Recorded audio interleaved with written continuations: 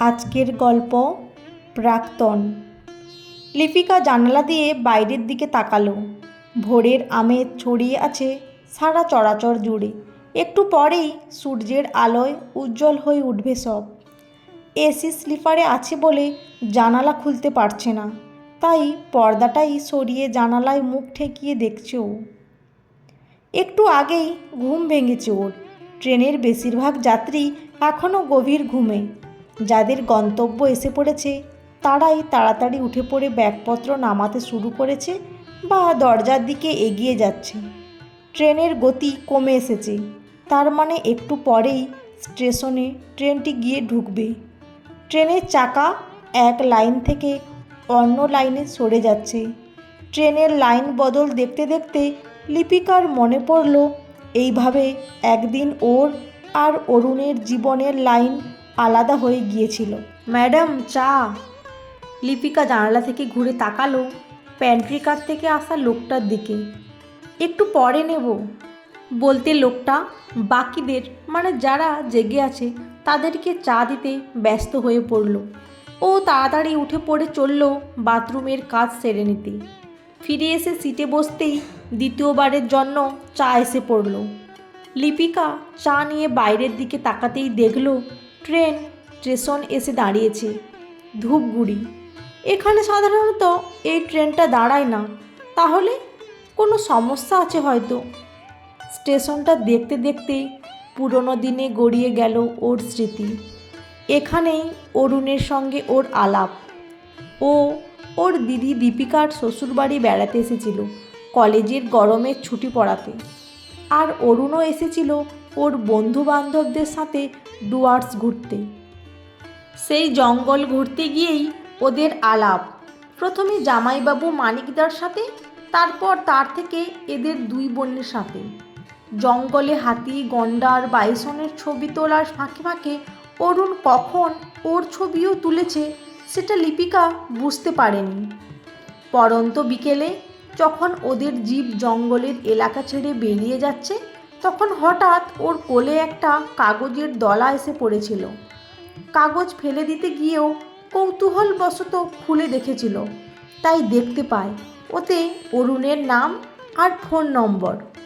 ও সামনে পেছনে তাকাতে অরুণদের গাড়ি ওদের গাড়ি পাশ কাটিয়ে চলে যেতে দেখল। পাশ কাটিয়ে বেরিয়ে যেতে যেতে অরুণ ইশারা করলো ফোন করার। লিপিকা তো ওর কাণ্ড দেখে হতবাক। সামান্য আলাপ হওয়া মেয়েকে এরকম ফোন করতে বলা যায়? ভীষণ বিরক্তি হয়েছিল ও, তাই ফোন নম্বরটা পেলেও ও কিন্তু ওকে ফোন করার কথা ভাবেইনি।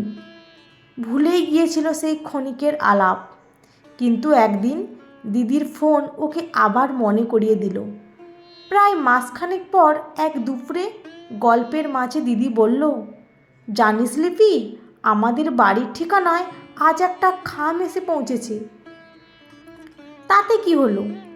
লিপিকা জানে জামাইবাবুর কাছে ওর অফিসের নানা রকমের চিঠিপত্র আসে, তাই ও অবাক হয়নি। দীপিকা বলল, খামে কি আছে জানিস? তোর ছবি। আমার? কে তুললো? আর তোদের ওখানে পাঠালো কে? দীপিকা সব বলল। লিপিকার মনে পড়ল অরুণের কাগজে ফোন নম্বর দেওয়ার ঘটনাটা, কিন্তু কাগজটা তো ও রাখেনি। তাহলে এখন ফোন করে উদ্দেশ্য জানা যেত এই ছবি তোলা। তাই দিদিকে বলল, তোদের ঠিকানা জানলো কিভাবে ও? তোর জামাইবাবুর কাছ থেকে। তাহলে তুই চিঠি লিখে জিজ্ঞেস করতে পারতিস কেন ও তোর বোনের ছবি তুলেছে। প্রশ্ন করব কি রে, ও তো নিজেই জানিয়েছে ও তোর প্রেমে পড়েছে। নয় রে, হ্যাঁ, তোর সাথে কথা বলতে চায়, তোর নম্বর চেয়েছিল তোর জামাইবাবু, সেটা দিয়েও দিয়েছে। এটা মানিকদা ঠিক করলো না। জামাইবাবুর সাথে মান অভিমানের পালা চলল শালি জামাইবাবুর মধ্যে। কিন্তু লিপিকা অবাক হয়ে দেখল নম্বর থাকা সত্ত্বেও অরুণ ওকে ফোন করলো না। লিপিকা দিদির কাছ থেকে ওর ছবিগুলি চেয়ে নিল। প্রতিটি ছবি মন দিয়ে দেখে বুঝল ছবি তোলার কায়দা ভালোই জানা আছে ছেলেটার, না হলে এত সুন্দর ছবি ওর কোনো দিন ওঠেই না। শেষে ওই একদিন ফোন করলো অরুণকে। অরুণ ফোন রিসিভ করে বলল, বাবা এতদিনে সময় হলো ফোন করার। লিপিকা বলল, আপনি কি করে ভাবলেন যে নম্বর দিলেই আমি ফোন করব? ভাবিনি, তবে আশা করেছিলাম। আমার মন বলছিল করবেন, আগে হোক বা পরে, তাই অপেক্ষাতেই ছিলাম। যাক, ছবি পছন্দ হয়েছে?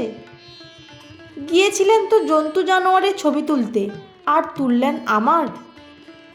জঙ্গলের মাঝে ময়ূরী দেখে নিজেকে আটকে রাখতে পারিনি। ফোনালাপ এগিয়ে গেল মুখোমুখি আলাপের পর্যায়ে, তারপর প্রেমের প্রস্তাব।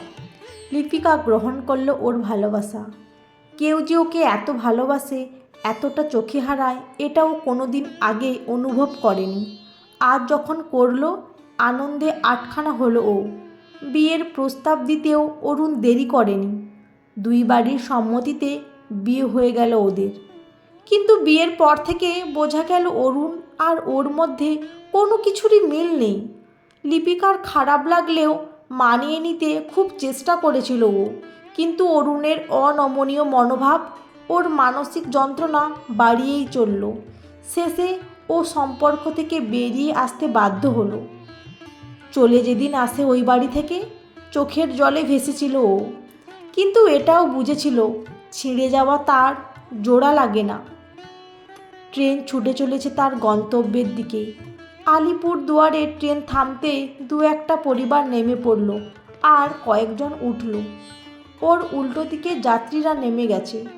ফাঁকা সিটের দিকে না তাকিয়ে আবার জানালায় মন দিল ও।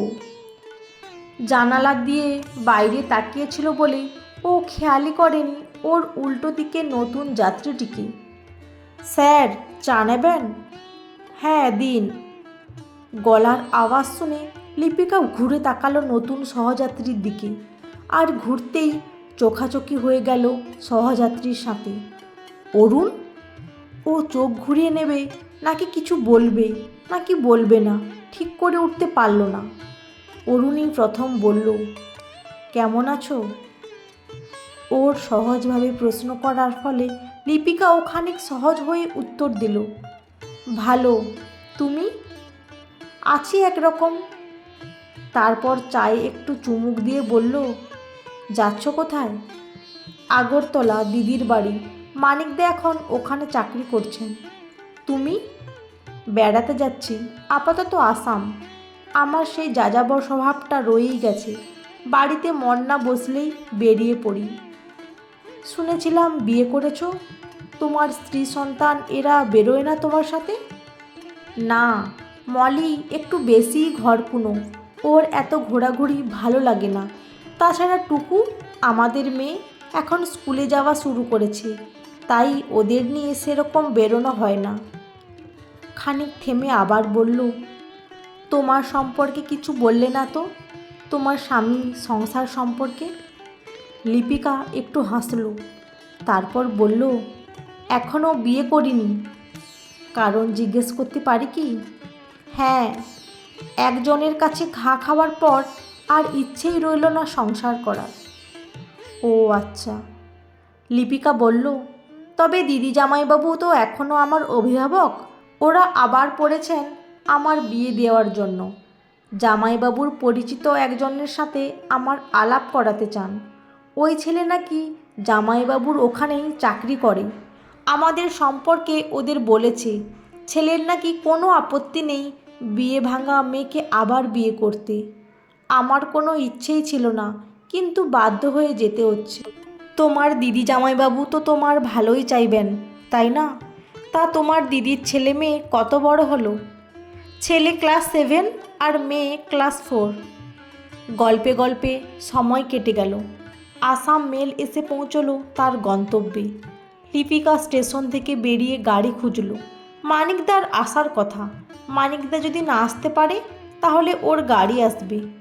চোখে পড়ল মানিকদাই দাঁড়িয়ে আছে। ওকে দেখতে পেয়েই বলল, এসো হে সালি সাহিবা। আর বলতে বলতেই চোখে পড়ল অরুণের ওপর।